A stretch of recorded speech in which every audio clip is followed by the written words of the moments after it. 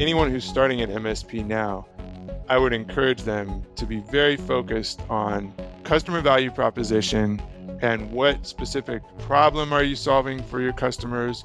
What value are you creating for your customers? If someone who's starting their business, they can just learn that piece, they will grow exponentially.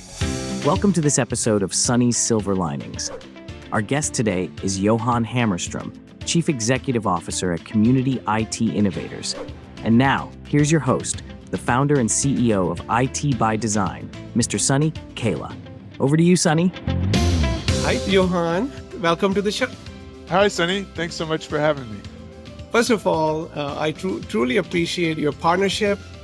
We love working with you, your team, your company.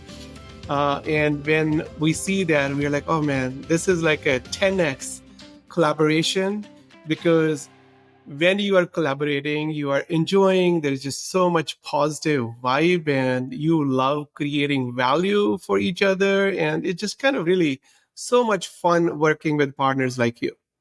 Thank you so much. And we feel the same way. IT by Design has been a remarkable partner for us. And we in the MSP space, you work with a lot of different MSP partners, and IT by Design is by far the most, we have the most positive feelings about. I know my team really enjoys working with you. The staff from IT by Design that we've worked with over the years have all been fantastic. And it's just been huge value creator for us and a really positive experience as well. Thank you for your kind words. And I would like to start with a little bit of brief journey. So if you can help us understand that little bit of your life journey. Yeah, so I actually started off in science. I was a chemistry major in college, and then I went to graduate school in Baltimore. I was going to become a biophysicist, and I had this experience of going to the medical school in East Baltimore. And after a couple of years of doing that, I realized like working in a lab isn't how I wanted to spend my life, and it wasn't, what I wanted to do with my career. So I left graduate school. I thought about going to work for nonprofit organizations, community-based organizations, but that hadn't been my background, and I didn't really have any connections in that space. So I thought, well, maybe I do have some experience with computers. Maybe I could use that to get a foot in the door, in the nonprofit sector.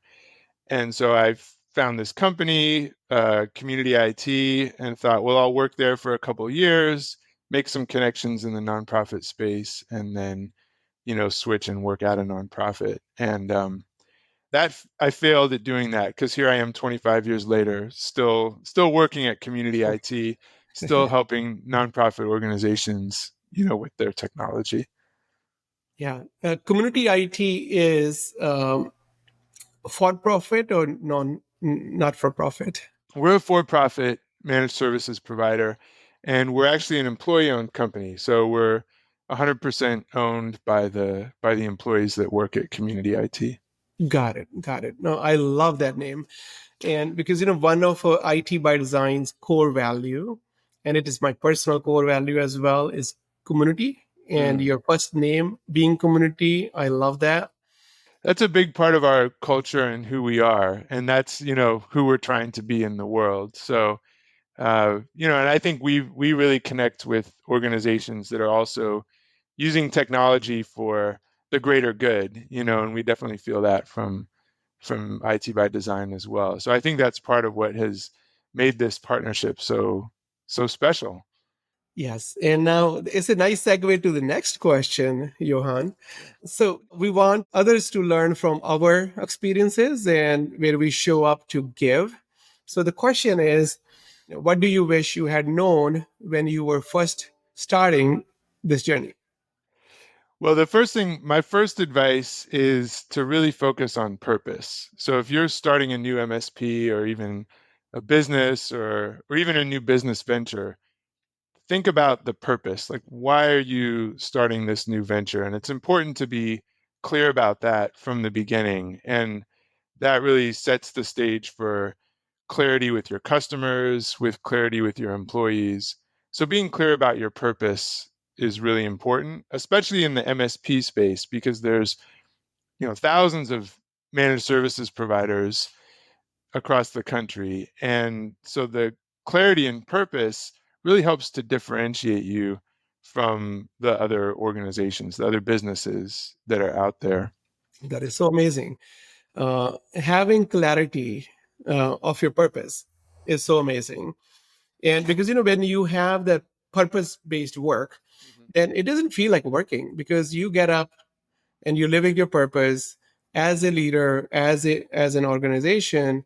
Then there is less friction to get up because you're playing in that zone where there is just so much joy, so much fulfillment.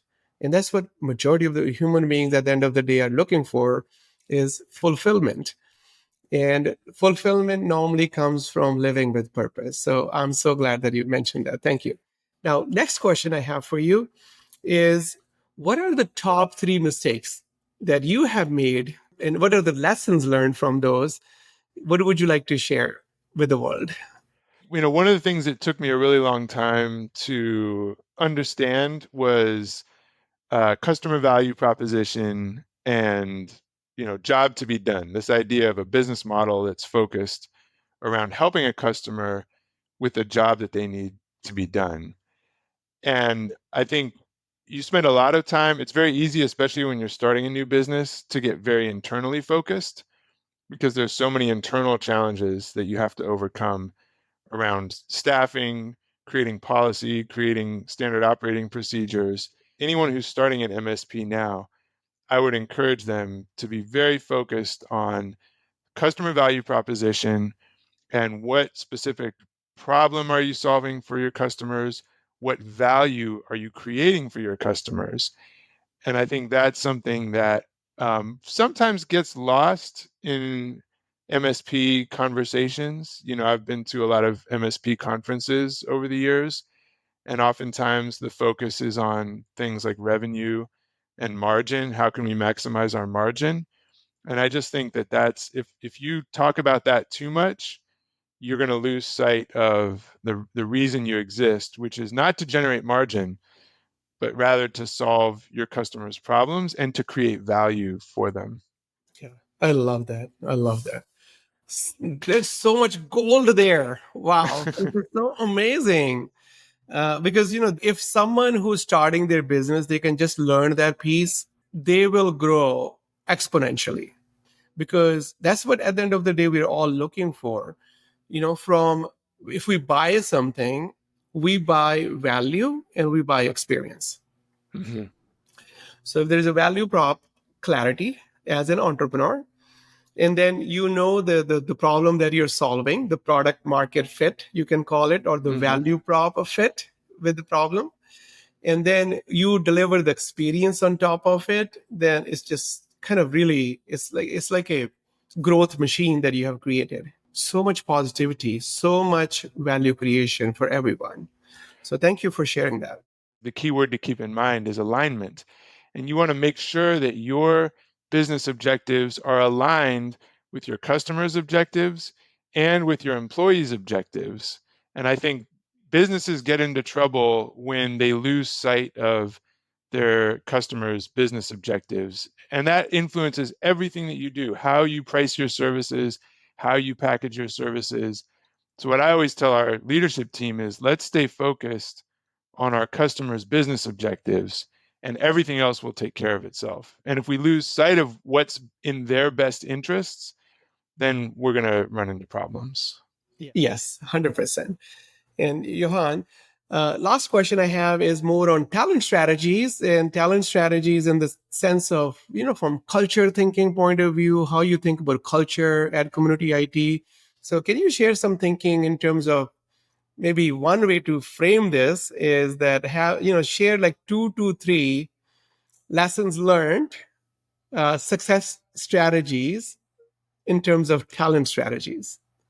Yes. So I'll go with some lessons learned first. So I think one of the key lessons learned for me over the years as CEO at Community IT is the importance of trusting people and the importance of how you build up an organization and organizational strength.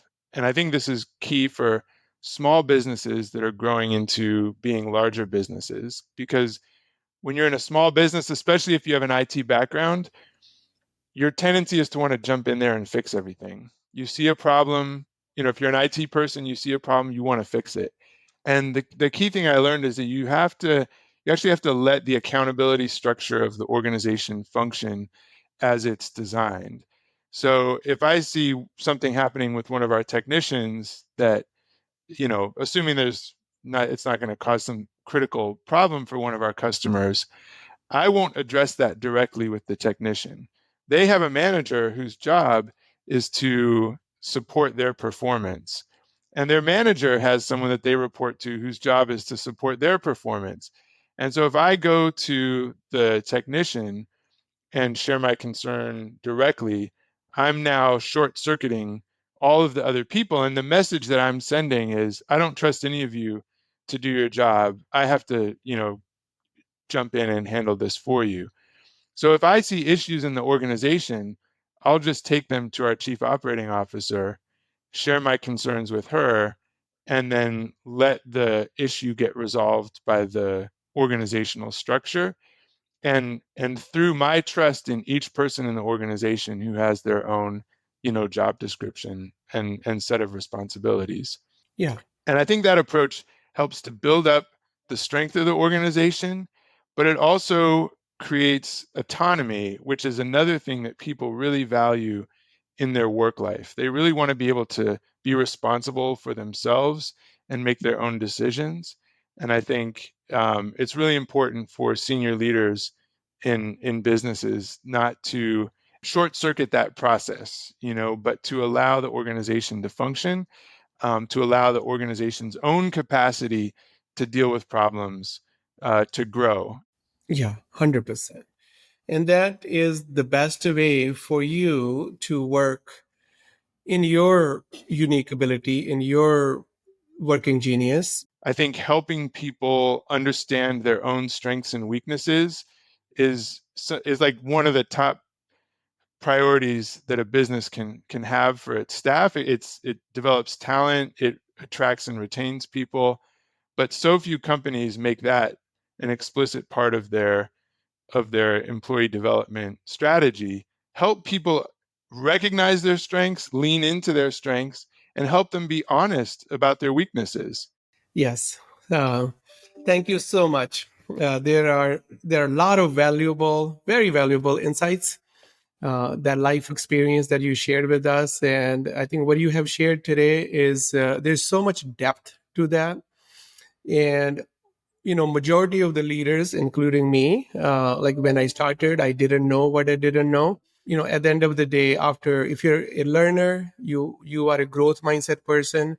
This is where you come after decades of experience that this is the best way, the best approach to help other people take ownership, drive outcomes, clarifying those outcomes, clarifying your company purpose for yourself and for the team, and then really being that value prop, value focused, value creation focused team, being that community focused team. So there's just so much to learn in general as entrepreneurs from your conversation, Johan. And I truly appreciate you taking the time and join me today. Where can people find you? Oh, well, probably the best place to find us is at our website, www.communityit.com. Okay. Once again, appreciate your partnership. Thank you for being part of this IT by Design community as Community IT partner. And yeah, thank you so much for joining me today. Thank you for having me. Thank you for watching Sunny's Silver Linings. Don't forget to like, share, and subscribe. See you next time.